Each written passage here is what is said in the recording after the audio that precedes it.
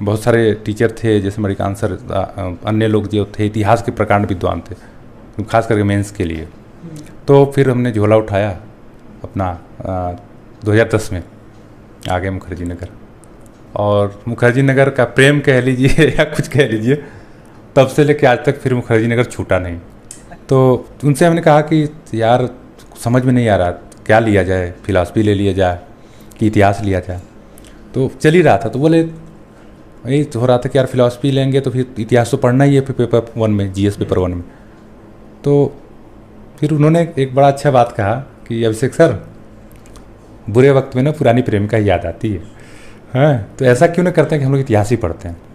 मैं कहा यार बात तो सही कह रहे हो, इतिहास तो हमें जीएस में पढ़ना ही है, तो इस टाइम मेहनत क्यों करना, वहाँ एनर्जी क्यों खपाएं, चलो हम इतिहास ही लेते हैं। फिर उन्होंने भी अपना ऑप्शन रखा, इतिहास में भी रखा। पैसे तो खर्चे होते हैं, मुखर्जी नगर काफ़ी महंगा एरिया है पढ़ाई के दृष्टिकोण से, खासकर तैयारी के दृष्टिकोण से। छोटे छोटे कमरे और बड़े महंगे हैं। तो जिसमें मेरे परिवार ने सपोर्ट किया, दोस्तों ने सपोर्ट किया। अगर जोड़ा जाए तो मिनिमम हम अगर महीने का 15,000 भी मान के चलें तो सब कुछ ले ला के 20-22 लाख तो खर्चे हो ही गए होंगे। कम से कम 20-22 लाख आराम से यहाँ पे होना ही होना, ज़्यादा ही हो गया होगा, आप बता नहीं रहे। तो वही कह रहा हूँ कि इतना तो नॉर्मली है कि हो ही गया होगा। आदित्य पटेल सर ने मुझे फ़ोन किया, बोला कि सर आज भीड़ बहुत थी, बोले कि सर आप पीसीएस हो गए। तो मेरा रिएक्शन ये था कि यार आदित्य ना मजाक मत करो, हैं आजकल में रिजल्ट आने वाला है और दिल की धड़कनें ऐसे ही बढ़ा हुआ है, हैं मन भी नहीं लग रहा है, शॉपिंग तो कर रहे हैं लाइटों की, ऐसे लग रहा है कहीं धरा न रह जाए, लेकिन मन कहीं और चल रहा है। क्या होगा कि धरा न रह जाए। और अंदर से ना वो तो सच में जब रिजल्ट आने वाला होता है, आपको पता होता है तो धुरधुरी लगी होती है कि यार क्या होगा, नींद नहीं आती। फिर आदित्य सर के बाद एक हमारे मित्र हैं दृष्टि आईएएस में, वो मैगजीन में काम कर रहे हैं, तो उनका फ़ोन आया, तो उन्होंने बोला कि सर आपका हो गया। फिर इसी संस्थान में प्रशांत है, उन्होंने कॉल किया, बोला सर आपका हो गया। तो मैं कहा ऐसा है, तब भरोसा हुआ थोड़ा बहुत यानी। हाँ, तो मैं कहा ऐसा है कि पहले रिजल्ट भेजो, है स्क्रीनशॉट लो और रिजल्ट भेजो। फिर रिजल्ट भेजा मुझे, फिर सबसे पहले मैंने अपने फादर को बताया। नमस्ते दोस्तों, मैं हूं शिवम दिवाकर और मुखर्जी नगर के हमने आपके लिए सबसे ज़्यादा वीडियोस बनाए हैं और आप लोग देश भर से बहुत ज़्यादा प्यार देते हो, इसलिए आपका बेहद शुक्रिया। आज हमारे साथ में हैं अभिषेक राजभर सर। अभी कुछ दिन पहले ही यूपीपीसीएस का जो रिजल्ट आया था उसमें अपनी कड़ी मेहनत के बाद सर ने 77 रैंक हासिल की है। सर से जानने की कोशिश करेंगे कि कब से तैयारी कर रहे थे और क्या यूपीएससी की भी तैयारी की है इन्होंने और कितना टाइम लगा, क्योंकि बहुत सारे छात्र हर साल तैयारी करते हैं लेकिन सफलता हर किसी को नहीं मिलती है। और जिन छात्रों को सफलता मिल जाती है, आप लोग उनसे जानना चाहते हैं वो किस तरीके से पढ़ते थे, रणनीति कैसे बनाते थे, कितने घंटे पढ़ते थे, कहाँ पे पढ़ते थे, किससे पढ़ते थे, आप सब यही जानना चाहते हैं। अभिषेक राजभर सर आज हमारे साथ हैं और बड़ा जोश के साथ हम आपके लिए वीडियो लेकर के आ रहे हैं। आप चैनल को ज़्यादा से ज़्यादा सब्सक्राइब कीजिए और कमेंट में ज़रूर लिखिए कि हम क्या पूछना भूल गए, आगे पूछेंगे। सर सबसे पहले आपका बहुत बहुत स्वागत है। धन्यवाद आपका सर और आपके दर्शकों का। आज हम लोग सर ये जो कोचिंग है यूनी एग्जाम्स आईएएस, इसमें बैठे हैं सर के साथ में। सबसे पहले मैं यही जानना चाहूँगा, शुरुआती जो दौर था कहाँ से ये कीड़ा मन में आया कि अब चला जाए मुखर्जी नगर और यूपीएससी या फिर यूपीपीसीएस की तैयारी की जाए, और आपने यूपीएससी से शुरुआत की थी या फिर डायरेक्ट यूपीपीसीएस में ही लग गए थे? देखिए, जब हम लोग चूँकि बहुत ग्रामीण पृष्ठभूमि से बिलोंग करते हैं तो हम लोग को पता नहीं होता था कि आईएएस पीसीएस होता क्या है। बस ये पता है कि ऐसे किसी ज़िले का कोई कलेक्टर होता है, डीएम होता है, एसडीएम होता है। तो हमारे गांव के ही एक लोग थे जो आईआरएस हुए थे, एलॉयड आईआरएस। तो तब मैं इंटरमीडिएट में था, इंटरमीडिएट पास किया 2004 में, और ग्रेजुएशन मेरा 2007 में हो, 19 साल की उम्र में हो गया था मेरा। तो मेरा था कि मैं डॉक्टर बनूंगा, मतलब बचपन से सपना था कि नहीं डॉक्टर बनना है यार, हैं? क्योंकि वो देखता है आदमी कि नहीं डॉक्टर भाई उसके यहाँ लोग आते हैं, और आईएएस या जो डीएम होता है उसके यहाँ जाना तो एक ग्रामीण पृष्ठभूमि के बच्चे के लिए तो बहुत बड़ी बात हो जाती है। तो जब वो बने एलॉयड आईएएस हमारे गांव के, तो हरवंश जी, तो मेरे पिताजी ने कहा कि जब वो कर सकते हैं तो तुम क्यों नहीं कर सकते हो। तो तब कुछ नहीं पता था कि क्या होता है, क्या पढ़ना होता है, क्या क्या पढ़ना होता है।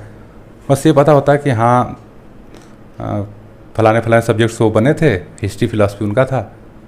तो उन्हीं के नक्शे कदम पे मैं भी हिस्ट्री फिलॉसफी ग्रेजुएशन में लिया, बाद में दोनों सब्जेक्ट से पीजी किया और इलाहाबाद चला आया तैयारी करने।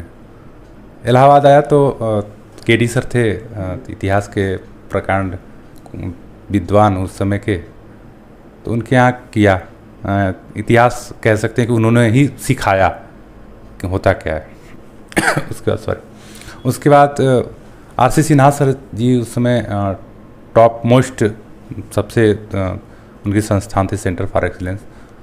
तो वहाँ पे टेस्ट दे के बच्चे एडमिशन लेते थे, अगर जो टेस्ट में फेल हो जाता था तो उसका एडमिशन नहीं होता था। और वो उस समय 2000 कह सकते हैं कि 9 की सबसे महंगी कोचिंग थी उस ज़माने में। उसकी फ़ीस जो है 15 से 20 हज़ार होती थी। तो वहाँ पे टेस्ट दिया, नंबर भी ठीक आ गए, एडमिशन भी हुआ। तो उनसे फिर जो है बहुत कुछ ग्रहण किया। ये अलग बात थी कि हम प्रारंभिक दौर में थे तो उस समय तो कुछ समझ में नहीं आता था, बस ये था कि हाँ IAS का सपना लेके आए हैं, IAS बनना है, कोचिंग कर रहे हैं।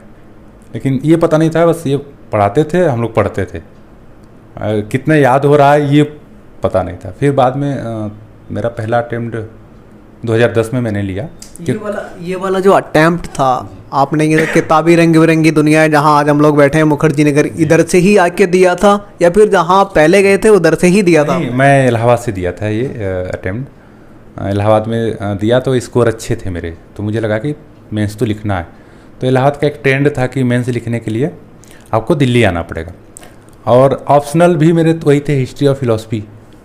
तो वहाँ चूँकि बहुत समृद्ध इलाहाबाद है हिस्ट्री और फिलॉसफी के लिए, स्थलीय है, और वहाँ विद्वान टीचर भी हैं। लेकिन उस समय यहाँ ट्रेंड था कि जैसे पतंजलि IAS में फिलॉसफी अच्छी पढ़ाई जाती थी, बहुत सारे टीचर थे, जैसे मणिकांत सर, अन्य लोग जो थे इतिहास के प्रकांड विद्वान थे, खास करके मेंस के लिए। तो फिर हमने झोला उठाया अपना 2010 में आ गए मुखर्जी नगर। और मुखर्जी नगर का प्रेम कह लीजिए या कुछ कह लीजिए, तब से लेके आज तक फिर मुखर्जी नगर छूटा नहीं। अच्छा, ये झोला उठा के जब आप आए थे, झोले में क्या क्या लेके आए थे? कुछ किताबें थी, खाने पीने का सामान भी था, या फिर रहने का कुछ उसमें इंतज़ाम भी था? और यहाँ पे फिर आकर के आपने कहाँ से तैयारी, फिर वहीं से जहाँ से चल रही थी उसके आगे की करी, या फिर शुरुआत से यहाँ पे आके की? नहीं, तो उस झोले में वहाँ से बहुत सारी किताबें थीं, कई बोरे किताबें हमने बेचे वहाँ, जो इम्पोर्टेंट लगा हमको। तो एक बैग में किताबें और एक बैग में कपड़े, 2 बैग हमने लिया। हमारे साथीगढ़ आगे स्टेशन पे छोड़े, इलाहाबाद की ग्रुप जो हमारा था। उसके बाद जो है यहाँ आए तो एक हमारे मित्र थे, तो उनके साथ हमने पार्टनरशिप किया। कुछ दिन बाद में फिर मेरे नए पार्टनर बने बलवंत सिंह जी, जो वर्तमान में दिल्ली सरकार में जो है ग्रेड 1 ऑफिसर है। अच्छा, आपके पार्टनर भी ऑफिसर हैं? आप दोनों लोग एक साथ में ही रहते थे, और अब कैसा फील हो रहा है, आप भी यहीं देर? हाँ, नहीं, वो तो कह सकते हैं कि बलवंत ने जो है मेरा बहुत सपोर्ट किया। मतलब कहते हैं ना कि हर व्यक्ति को मतलब कोई ना कोई ऐसा होता है कि जो उसके सपने को समझता है। तो वो मेरे जीवन में शायद बलवंत थे जो मुझे समझे, और हर परिस्थिति में वो, उनका परिवार, शादी भी होगी, बच्चे भी हैं, बच्चे तक जो है मेरा सपोर्ट किए हर तरीके से। और वही परिणाम है कि शायद मुखर्जी नगर कभी छूटा नहीं मुझसे। अच्छा, आगे की कहानी बताइए, जब मुखर्जी नगर आ गए थे फिर कैसे क्या हुआ? और यूपीएससी की तैयारी और यूपीपीसीएस की दोनों एक साथ चल रही थी, या फिर इसके अलावा यूकेपीसीएस, बीपीएससी ये सब भी चल रहा था? नहीं, जब एज कम होती है तो उस समय लगता है कि अच्छे हर जगह का, हर स्टेट का दे लेते हैं। तो पहला तो वो बच्चा जो मुखर्जी नगर आता है उसका यही टारगेट होता है कि नहीं, हमें IAS बनना है। अच्छा, तो उस समय यदि लोग बताता नहीं था कि अच्छा हमने PCS का भर दिया, बाद में अभी जैसे ट्रेंड चेंज हो गया, अब तो छोटे भी एग्जाम लोग भर रहे हैं तो बता रहे हैं, तो कोई बताता नहीं था। लेकिन सब जो है MP PCS, Rajasthan PCS, Uttarakhand PCS, चोरी चोरी सब भरता था। चोरी चोरी भरता है? सब भरता था, सब जाता था, जो है एग्जाम देने जाता था। चोरी चोरी भरते थे तो वहाँ तो पता चल जाता होगा एकदम? वहाँ जब जाते थे पता चला कि ट्रेन पकड़ के जा रहे हैं, तो तुम भी आए हो? हाँ यार, किसी से कहना मत है कि हम भी एग्जाम देने आए। तो ये होता था। और अच्छा, उसके बाद भी जिसका PT हो जाता था तो एक क्रेज होता था, अच्छा फलाने स्टेट का इसने PT निकाला। तो जैसे 2-3 शीट निकाल लिया तो एक टर्म होता था पीटी मास्टर है, तो उसको लोग पीटी मास्टर बुलाते थे। लोग ये भी कहते हैं जैसे किसी का पीटी क्वालिफाई हो गया तो उसको बड़ा रिस्पेक्ट मिलना शुरू हो जाती है। जिस हॉस्टल में रहता है सभी बच्चों के भैया बन जाते हैं, भैया कैसे हुआ, बड़ा रिस्पेक्ट मिलने लगती है। ये कल्चर इलाहाबाद में था। अगर आपने 1-2 मेंस लिखा तो इलाहाबाद का बड़ा समृद्ध कल्चर है सीनियर और जूनियर का। तो वहाँ सीनियर भी जूनियर का एक मान सम्मान रखता है और जूनियर तो बहुत ही मान सम्मान रखते हैं। पैर छूना, दंडवत जो है साथ प्रणाम करना। सीनियर जो है अगर है तो जूनियर को कभी चाय का पैसा देने नहीं देगा, तो वो एक अलग कल्चर। तो वहाँ पे होता था कि अच्छा, और पता है भैया जो है ना 2 बार में से लिखा हुआ है। जो जूनियर लड़के बेचारे गांव से आते हो तो भैया भैया भैया भैया भैया ये कैसे पढ़ें, वो कैसे पढ़ें। ये अलग बात है कि मैं अपनी बात नहीं करूँगा क्योंकि मैं कभी किसी को भटकाया नहीं, जो हकीकत है वही बताया। बहुत लोग ऐसे थे सीनियर कि वो सोचते थे अच्छा मेरा तो हो गया साला 10 साल, ये आ रहा है इसको भी भटका दो, तो वो फिर मोटी मोटी किताबें बताते थे लोगों को। तो ये है, लेकिन कभी भी देखिए ज्ञान जो होता है ना, ज्ञान बांटने से बढ़ता है। और एक है कि विद्या ददाति विनय, और विद्या से विनय की प्राप्ति होती है। तो दोनों का मिक्सचर होता है, ज्ञान भी बढ़ाइए और विनय भी प्राप्त कीजिए। तो मुझे लगता है कि आप उस व्यक्ति के गलत बता के आप उसका श्राप मत लीजिए, आप उसके परिवार का श्राप मत लीजिए, आप उसे जो हकीकत है वो बताइए। अच्छा राजभर सर, मैं आपको रोक के ही जानना चाहूँगा, जब आप मुखर्जी नगर आए थे फिर यहाँ पे आपने कहाँ से तैयारी की, कहाँ से पढ़ा? क्योंकि यहाँ पे कोचिंग कहा जाता है सब्जी मंडी की तरह है, जी। सब लोग पकड़ पकड़ के खींचते हैं, ये डेमो लीजिए। तो यहाँ पे आपने कहाँ से शुरुआती की थी और इतना मोटिवेशन आप लोगों के पास कहाँ से आता है, इतने लंबे समय तक लगे रहते हैं?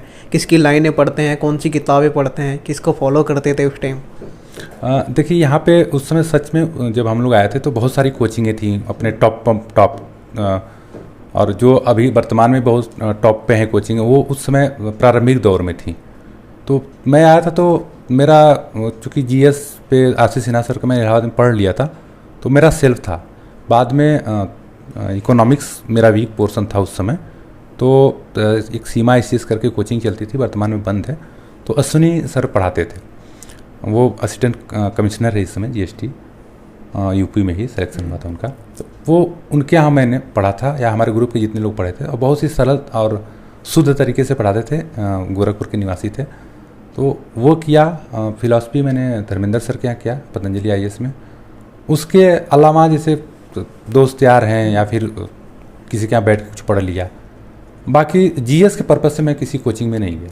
अच्छा एक चीज़ और जानना चाहूँगा सर, यहाँ पे जैसे नए स्टूडेंट रहते हैं वो बड़ा भटक जाते हैं, क्योंकि यहाँ पे भटकाव वाली स्थिति है, भीड़ भाड़ बहुत ज़्यादा है। नए नए आते हैं तो उन्हें कम से कम 1-1.5 साल तक पता ही नहीं चल रहा हम क्या कर रहे हैं और क्या नहीं करना चाहिए। तो उन लोगों को आप क्या कहना चाहेंगे, क्योंकि आपका UPPCS में 77 रैंक है और UPSC का आपने फर्स्ट अटैम्प्ट में मेंस लिखा है, तो आपका ये 2010 से लेकर के 2021 तक का ये जो UPSC और UPPCS के साथ में जो सफ़र रहा, इसके अलावा दूसरा भी जो आप बता रहे चोरी चोरी जाते थे, वो भी अनुभव रहा, तो वो अगर आप साझा करेंगे नए छात्रों के साथ तो बड़ा खुशी होगी हमें भी और उन्हें भी। किन किन बातों को उनको ध्यान रखना चाहिए और शुरुआती में क्या क्या गलतियाँ हो जाती हैं? देखिए गलतियाँ शुरू में होती है कि अभी जो आज का वर्तमान परिप्रेक्ष्य है, मार्केटिंग का दौर है। जो बड़ी कोचिंग हैं उनके पास, जिनके पास पैसे हैं, वो मार्केटिंग में उतरी हुई हैं। आज यूट्यूब सबके पास है, मोबाइल सबके पास हैं, और हमारे उस समय तो इस तरह इतना यूट्यूब का या क्रेज नहीं था। इतने महंगे डाटा थे, बहुत कम लोगों के पास वैसी वाली मोबाइल थी, ब्लैक एंड वाइट मोबाइल होती थी। तो पहले मतलब इतना कमर्शियल कोचिंग नहीं हुई थी। अभी वर्तमान में कोचिंग क्या हो गई, कमर्शियल हो गई हैं। तो अभी बच्चा जो आता है वो ऐड देख के आ रहा है कि अच्छा खूब यूट्यूब पे फलाने चल रहे हैं तो उनके यहाँ चले एडमिशन कर लो, फलाने चले उसके यहाँ एडमिशन कर लो। लेकिन भटकाव तब होता है बच्चों में कि वो तो बेचारे आ जाते हैं गांव देहात से या कहीं से भी, अपना माँ बाप का सपना लेके आ जाते हैं, अपना सपना लेके आ जाते हैं, और जब कोचिंग में एडमिशन लेते हैं, और चूँकि अब इतना फीस ज़्यादा हो गया है अभी वर्तमान में, अगर चूँकि मैं भी टीचर हूँ यहाँ पे कई संस्थानों में, तो आप अभी टीचिंग भी करते हैं? हाँ, टीचिंग भी। ये बड़ा खुशी हुई मुझे जान करके। तो आप बेहतर तरीके से ज़रूर बता पाएंगे गलतियों को। तो उसके बाद जो है बच्चा क्या करता है कि भाई 1.5 लाख 2 लाख रुपए जमा करता है फीस। अच्छा जब कमर्शियल कोचिंग हो गई तो ऐड ही देख के भीड़ आ रही है, तो वो भीड़ को तो जो कमर्शियल कोचिंग भुनाएंगी ही, तो भुनाती हैं तो वो ये नहीं देखती कि भाई हमारे बच्चे का सिलेक्शन कितना हो रहा है। सिलेक्शन के बजाय वो देखते हैं कि हम पैसा कितना कमा पा रहे हैं। और शायद यही कारण है कि मुखर्जी नगर में वो जो एक समय था कि कहा जाता था कि मुखर्जी नगर आईएएस की फैक्ट्री है, आईएएस का हब है, वो मिथक टूटा 2011 के बाद जब सीसेट आ गया। खास करके हिंदी मीडियम कोचिंग। सीसेट जब आया था तब भी आप इधर ही थे, उससे क्या क्या प्रॉब्लम हुई स्टूडेंट को? देखिए, जो पुराने बच्चे थे उनके साथ हुए वो तो कह लीजिए कि जीते जी बेचारे मर गए, क्योंकि आप 2 साल 3 साल किसी सब्जेक्ट पे देते हो, फिर आप इस लेवल पे आ जाते हो कि अब हम लिख सकते हैं, मेंस लिख सकते हैं। फिर अचानक से एक ऐसा प्लान लाया जाता है कि आप जो है थोप दिया जाता है प्लान को कि नहीं अब सीसेट आएगा, एक पेपर जीएस का होगा, एक सीसेट का होगा, और कोई बिना तैयारी के, बिना बच्चों को बताए ऐसा किया गया। तो जो पुराने बच्चे थे और नए बच्चे तो चलो जो नया आ रहा तो उसके लिए तो कोई बात नहीं है, वो पढ़ ही रहा था, नए शरीर से पढ़ लेगा, एनर्जी क्योंकि नए बच्चे में ज़्यादा होती है, वो कवर ज़्यादा कर लेगा। पुराने बच्चे उस दौर में मतलब कह लीजिए कि मर गए, जीते जी मर गए, और आज भी बेचारे भटक रहे हैं। कोई छोटी नौकरी, कोई लेखपाल बन के बैठा हुआ है, कोई लेखपाली कर रहा है, कोई प्राइमरी का टीचर बना हुआ है। हाँ, शायद अगर ये नहीं आया होता तो जैसे अभी देखेंगे कि बहुत सारे इंजीनियर्स, डॉक्टर्स या MBA किए हुआ लड़का या इंग्लिश मीडियम छाया हुआ पिछले, अगर आप रिजल्ट उठा के देखेंगे माइनस में रिजल्ट थे हिंदी मीडियम। बहुत सारे स्टूडेंट की ये समस्या है हिंदी मीडियम वालों की। उनको ऐसा लगता है जो नए स्टूडेंट हैं, जो लोग एग्ज़ाम की तैयारी कर रहे हैं, वो तो कर ही रहे हैं, लेकिन जो अभी घर पे हैं या फिर अभी 12th में हैं, 11th में हैं, फर्स्ट ईयर में है, सेकेंड ईयर में है, उनको ऐसा लगता है कि इंग्लिश मीडियम वाले जो छात्र और छात्राएँ हैं वो कहीं ना कहीं आज के टाइम में बाजी मार रहे हैं, और हिंदी मीडियम वाले हैं उनका प्रीलिम्स ही कम संख्या में निकलता है। इसकी क्या वजह हो सकती हैं? मैं उसी पे बात कर रहा था अभी पिछले सवाल में। तो वो पहले क्या होता था, जो पहले का पैटर्न था, वो गांव देहात के लड़के ग्रेजुएशन करके आते थे, पीजी करके आते थे, फिर उस पर लगते थे और मेहनत करके निकालते थे। अभी जो वर्तमान में जब सीसेट आया तो ये ऐसा पैटर्न लाया गया जो खास करके ग्रामीण पृष्ठभूमि के बच्चों के लिए तो भस्मासुर था। इसका क्योंकि जो सीसेट है, अगर आप CBSE बोर्ड जो इंग्लिश मीडियम होता है उसमें देखें क्लास 6 से पढ़ाया जाता है, जबकि हमारी भारतीय शिक्षा व्यवस्था ऐसी है कि ग्रामीण क्लास 6 में जब जाता है प्राइमरी में, तब वहाँ इंग्लिश सिखाया जाता है ABCD। तो अब सोचिए कि एक तरफ आप इंडिया को प्रमोट कर रहे हैं, दूसरी तरफ एक ऐसा हिंदुस्तान है जहाँ उसको ABCD कक्षा में सिखाया जाता है, तो कैसे वो मुकाबला कर लेगा? जो बच्चा क्लास 6 से सीसेट पढ़ रहा है और वो अचानक से आप ला देंगे, तो जो बेचारा गांव से पढ़ा हुआ है कैसे मतलब आपका मुकाबला कर पाएगा? तो ये रहा और यही कारण था। और दूसरा था कि जो हिंदी मीडियम कोचिंग थी, मुझे लगता है कि उन बच्चों को भटकाने में, हिंदी मीडियम बच्चों को भटकाने में सबसे ज़्यादा रोल निभाई, क्योंकि वो उस पैटर्न को सही तरीके से प्रेजेंट नहीं की। जो उनके यहाँ बच्चे थे उनसे ये मतलब नहीं था कि हमारा कितना सिलेक्शन हो रहा है। एक बच्चा कहीं सेलेक्ट हो गया किसी नीचे की रैंक में, तो उसी का फ़ोटो लगा के वो घूमते थे, बाकी सारे इंग्लिश मीडियम के बच्चों का फ़ोटो लगता था। तो वो फोटोबाजी वाला एक कॉन्सेप्ट है कमर्शियल कोचिंगों का। तो मुझे लगता है कि अगर ये जो हिंदी मीडियम का जो जितना बुरा हुआ है वो कमर्शियल कोचिंगों ने किया।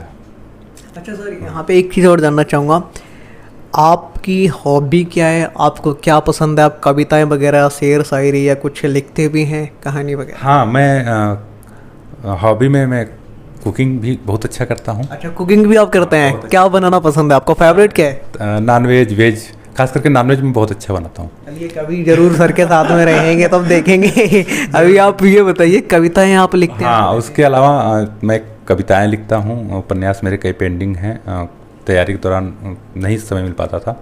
कविताएं मैंने 40-50 लिख के रखा हुआ। दीजिए सर, कोई हो छोटी सी तो सुनाइए। एक है, मुझे पहले पता होता तो मैं डायरी लेके आता। ये अचानक से ही सब कुछ हो रहा है तो सर से फिर सुनेंगे, पहले भी सुनते हैं। तो एक है पतझड़ पे मैंने लिखा था, पतझड़ में ये मैगजीन में छपी भी हुई है। तो है ऐसे कि पतझड़ में सोचा है, पतझड़ में सोचा है किसी ने क्या पाया क्या खोया, बिछड़ के पत्ता डाली से उसके लिए है कितना रोया, पेड़ बेचारा था दुखी, पाला था कहकर लाला, रीति समझकर भुला दिया है ईश्वर की माया। पतझड़ में सोचा है किसी ने, क्या पाया क्या खोया, बिछड़ के पत्ता डाली से उसके लिए कितना रोया। आएगा नित्य नया सवेरा, आएगा नित्य नया सवेरा, लेकर प्यारा सा बसेरा, रंग बिरंगे फूल खिलेंगे, महक उठेगा घरे मेरा। ऐसा कहकर किया था वादा, फिर क्यों छोड़ दिया तू आधा, तू भी कान्हा ही ना निकला, मुझे बना दिया तू राधा। पतझड़ में सोचा है किसी ने, क्या पाया क्या खोया, बिछड़ के पत्ता डाली से उसके लिए कितना रोया। वाह, बहुत खूबसूरत सर, बहुत खूबसूरत। आखिरी बंद है, टूटकर गिरता गिरकर उड़ता। आप देखेंगे पत्ता गिरता है फिर उड़ता है। टूटकर गिरता गिरकर उड़ता, शायद जाकर फिर मिल जाऊं, भरकर आगोश में उसको पंकज सा मैं फिर खिल जाऊं। हे ईश्वर तू मिला दे मुझको, क्योंकि अब मैं सूख रहा हूँ। अच्छा सर, ये कभी आपके ऊपर ही तो नहीं है, आपने अपने ऊपर ही तो नहीं लिख डाली, 2000 लिख डाली? क्योंकि 2010 में आप आए थे, देखा जाए 2011 बहुत समय हो गया, बहुत समय के बाद सफलता मिली है, कैसा महसूस हो रहा है?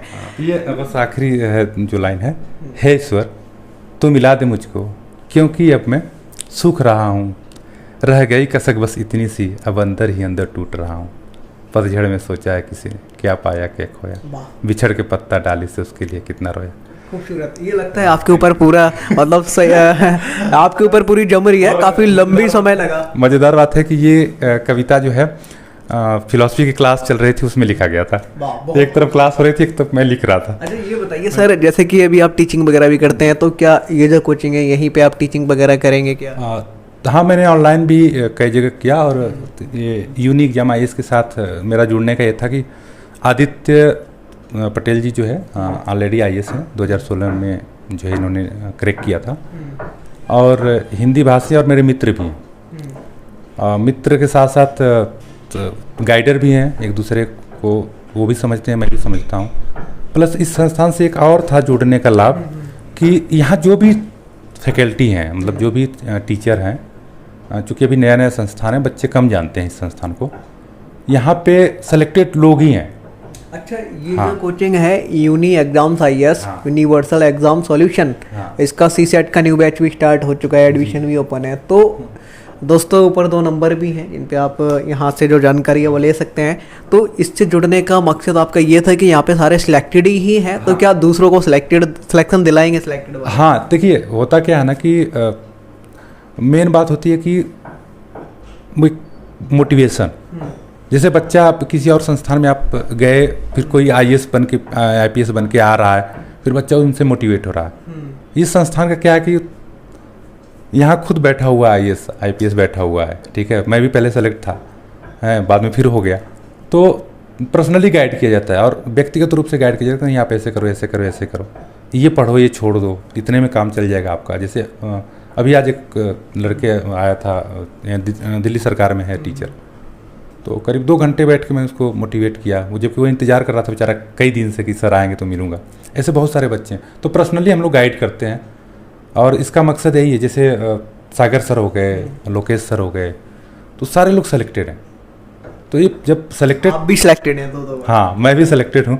तो जब आप पर्सनली जब सेलेक्टेड व्यक्ति से मिलते हैं ना, तो एक आपके अंदर अलग जज्बा, और जब नया नया कोई बंदा आता है वो देखते हैं कि अरे सर तो मेरे जैसे हैं, इनके अंदर कोई ऐसी प्रतिभा तो है नहीं, बस इन्होंने पढ़ा, मैं भी पढ़ूंगा, मैं भी मेहनत करूंगा, हो जाएगा। अच्छा, एक चीज़ जानना चाहूँगा सर, कई साल लगे आपको सफलता मिलने में, कभी टूट के आप बिखरे नहीं, आपके चेहरे पे एक अलग ही चमक दिख रही है। और कहीं ना कहीं UPSC की तैयारी हम करते हैं तो व्यक्तित्व में बड़ा निखार आता है व्यक्ति के, तो वो दिख रहा है।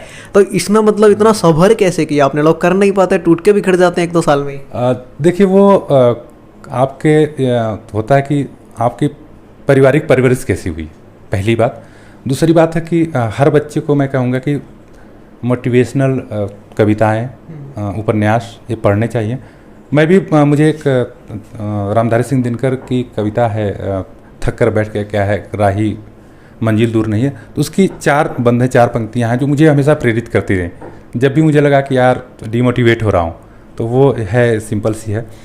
एक खेप है शेष, एक खेप है शेष, किसी भी पार उसे कर जाओ, वह देखो उस पार चमकता है मंजिल प्रीतम का। मंजिल प्रीतम मतलब UPSC या पीसीएस का, वह देखो उस पार चमकता है मंजिल प्रियतम का, आकर इतना पास फिरे। मतलब इतना साल हमने लगा दिया इस तैयारी में, तो आकर इतना पास फिरे, वह सच्चा सुर नहीं है, थक कर बैठ गए क्या भाई, मंजिल दूर नहीं है। तो ये मुझे बड़ा प्रेरित करती रही। और जब भी मुझे ऐसा लगा तो वही जो मेरे मित्र हैं बलवंत सिंह जी, तो उनकी एक प्यारी सी बेटी है अमायरा, तो वो मतलब मेरे सामने मतलब बड़ी हुई, तो उससे मेरा बहुत अटैचमेंट बहुत तगड़ा वाला है।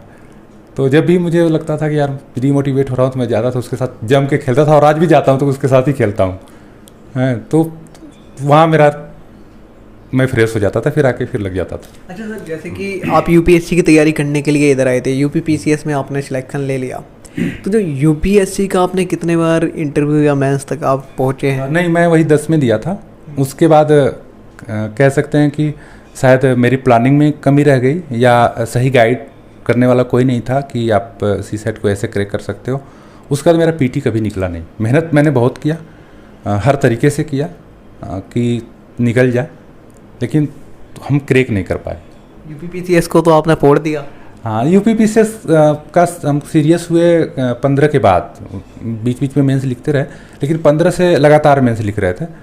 तो 15 के बाद 16 में मैं सीरियस हुआ कि यार इसी पे फोकस करते हैं, क्योंकि अब लगने लगा था कि अब मेरे बस का आईएएस नहीं है। वो अंदर से आ रहा था कि अब यार शायद मैं न कर पाऊँ। अच्छा सर, ये बताइए आप कहाँ से हैं, कौन सी जगह से हैं? मैं सर मेरे गांव का नाम है कनैला, पंडित राहुल संस्कृत्यायन की पैतृक भूमि है, जिला आजमगढ़ पड़ता है मेरा। अच्छा, हाँ। मैं आपसे एक और जानना चाहूँगा राजवर सर, एक क्वेश्चन और है मेरा तंगड़ा था ही, क्योंकि इसमें भी लाखों छात्रों को समस्या होती है। जो ऑप्शनल सब्जेक्ट होता है, कहा जाता है जब कोई पहली बार छात्र इधर आता है किताबी रंग बिरंगी दुनिया में, तो शायद ही कोई ऐसा छात्र होता है जो बार बार अपने ऑप्शनल को ना बदले। कभी लगता है यार ये ले लिया होता तो हो गया होता, ये ले लिया होता तो हो गया होता। आपने भी अदला बदली की थी यार, या फिर एक ही रखा था? नहीं, होता है। देखिए, जब आप तैयारी के दौर में तो मैं सबका मेन मकसद होता है सिलेक्शन लेना। एक ही एम लेके आता है, एक ही ध्येय लेके आता है। तो जब स्केलिंग का दौर था तो ये लगता था कि अच्छा ये वाला सब्जेक्ट 1-2 साल से खूब अच्छा चल रहा है, तो फिर आदमी को लगता है कि अच्छा यार ये वाला छोड़ के ये वाला सब्जेक्ट लेते, क्या पता इससे सिलेक्शन हो जाए। तो मेरे साथ भी हुआ। मैंने 2015 में सोशल वर्क और डिफेंस से पीसीएस देना शुरू किया। उससे पहले मैं हिस्ट्री और फिलॉसफी से देता था। फिर 16 दिया, फिर 18 में फिर सिलेबस चेंज हुआ, 17 दिया, 18 में फिर सिलेबस चेंज हुआ पीसीएस का भी। तो उसमें एक सब्जेक्ट कर दिया जाए, कसम थे कि सोशल और डिफेंस को हटा दिया गया सिलेबस से। तो किया क्या जाए, कौन सा सब्जेक्ट ऐसा लिया जाए, कुछ लोग बोले कि समाजशास्त्र लिया जाए, खूब चलेगा। तो हमारे एक मित्र हैं मऊ के, प्रवीण राय जी, तो हमारी उनकी बात होती है, अभी वो गांव में से तैयारी कर रहे हैं, चले गए। तो उनसे हमने कहा कि यार समझ में नहीं आ रहा क्या लिया जाए, फिलॉसफी ले लिया जाए कि इतिहास लिया जाए। तो चल ही रहा था, तो बोले यही हो रहा था कि यार फिलॉसफी लेंगे तो फिर इतिहास तो पढ़ना ही है पेपर 1 में, जीएस पेपर 1 में। तो फिर उन्होंने एक बड़ा अच्छा बात कहा कि अभिषेक सर, बुरे वक्त में ना पुरानी प्रेमिका याद आती है, हाँ, तो ऐसा क्यों ना करते हैं कि हम लोग इतिहास ही पढ़ते हैं। मैं कहा यार बात तो सही कह रहे हो, इतिहास तो हमें जीएस में पढ़ना ही है, तो इस टाइम मेहनत क्यों करना, वहाँ एनर्जी क्यों खपाएं, चलो हम इतिहास ही लेते हैं। फिर उन्होंने भी अपना ऑप्शन रखा, इतिहास में भी रखा, और फिर उसके बाद इतिहास से देते रहे। ये जो प्रेमिका वाली आपने लाइन बोली है, उससे मुझे कुछ चीज़ें याद आ गई। अब मेरा क्वेश्चन ये वाला लास्ट रहेंगे, अब 2-3 और आएंगे क्वेश्चन, अब अंदर से निकलने हैं। अच्छा, एक चीज़ जानना चाहूँगा, यूपीएससी की तैयारी के दौरान क्या एक जो लोग कहते हैं महिला मित्र का होना ज़रूरी है, अगर दोनों साथ में रहें, एक लड़का और एक लड़की दोस्त बन के, तो क्या अच्छे से तैयारी हो सकती है, कुछ फ़र्क पड़ता है इससे? देखिए, तो लड़का लड़की जो लोग कहते हैं ना कि दोस्त नहीं हो सकते, ये सब गलत धारणा है। जब हम तैयारी के फील्ड में आते हैं, खास करके यूपीएससी या पीसीएस के, ये भारत का और स्टेट का सबसे बड़ा एग्ज़ाम है। तो यहाँ सभी को समान भाव से देखना चाहिए, चाहे लड़का हो या लड़की। और लड़कियाँ वैसे पहले से भी प्रताड़ित रही हैं, ठीक है, तो उनको मौका देना चाहिए और सबको देना चाहिए। और उससे क्या होता है, जैसे लड़का लड़की दोस्त होते हैं तो एक दूसरे को समझने का मौका मिलता है। दूसरा है कि आपकी पर्सनालिटी में एक अलग निखार आता है, ठीक है। और तीसरी बात यह है कि जब आप मौका देंगे, ठीक है, और उनको आप अपने साथ बैठाएंगे पुरुषवादी समाज में, महिलाओं का आप जो है साथ लेके चलेंगे, तो उनके अंदर भी कॉन्फिडेंस आएगा। और आज के दौर में आप देखिए महिलाएं कितनी आगे हैं, आजकल हर जगह हैं। तो उसका ये नहीं है कि दोस्त नहीं हो सकते, दोस्त होते हैं। और उस सबसे अच्छी बात होती है कि पर्सनालिटी का निखार होता है। अच्छा सर, यहाँ पे मैं रोक करके आपसे ये पूछना चाहूँगा, 2010 में आपने दिया था, फिर 2016 में, इसके बीच में कहाँ आप गए हो रहे, इसके बीच में क्या किया? मैं 16 क्या उसके बाद भी तैयारी तो कर ही रहा था। मैं पढ़ाता रहा, विद्यालय में भी पढ़ाया, 4-5 साल इंटरमीडिएट कॉलेज में पढ़ाया अपने यहाँ ही। और कोचिंग मैं अपनी खुद की खोली थी 15 में, फिर बाद में मैंने बंद किया। उसके बाद मैं कई संस्थानों से भी जुड़ा रहा, पढ़ाता रहा, गाइड करता रहा बच्चों को। गाइड कह सकते हैं पढ़ाना, मैं तो अपने आप को ये कहता हूँ कि मैं मेंटोर का भूमिका निभाता रहा, क्योंकि कहा जाता है ना कि अपने मिले ही मरे ही स्वर्ग मिलता है।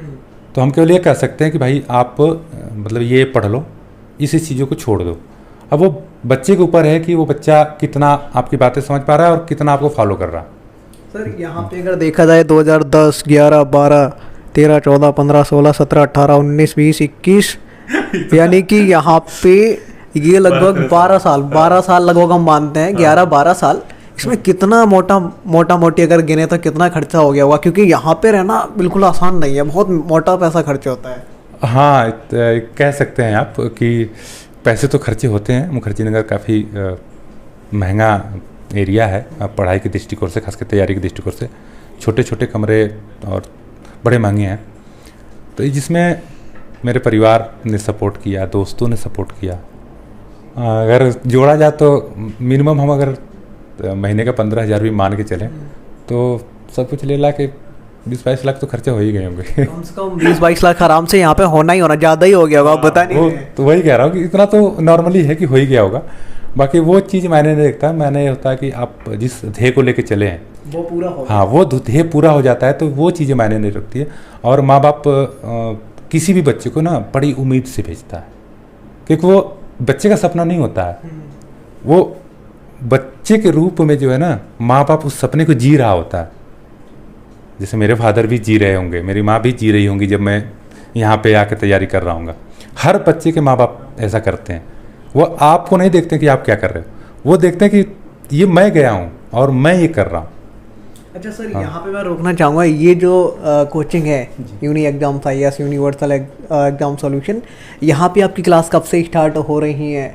और ये आपका CSET का न्यू बैच स्टार्ट शायद यहाँ पे हो चुका है। यहाँ आप कब से टीचिंग करेंगे, और यहाँ पे अगर कोई स्टूडेंट जुड़ना चाहते हैं तो वो कैसे जुड़ पाएंगे आप? यहाँ यही मुखर्जी नगर में है ये संस्थान, और मैं यहाँ हिस्ट्री का फैकल्टी हूँ, मैं इतिहास पढ़ाता हूँ। यहाँ अभी बहुत सारे बैच चल रहे हैं, PCS के चल रहे हैं, बिहार PCS के चल रहे हैं, टेस्ट सीरीज भी चल रही हैं।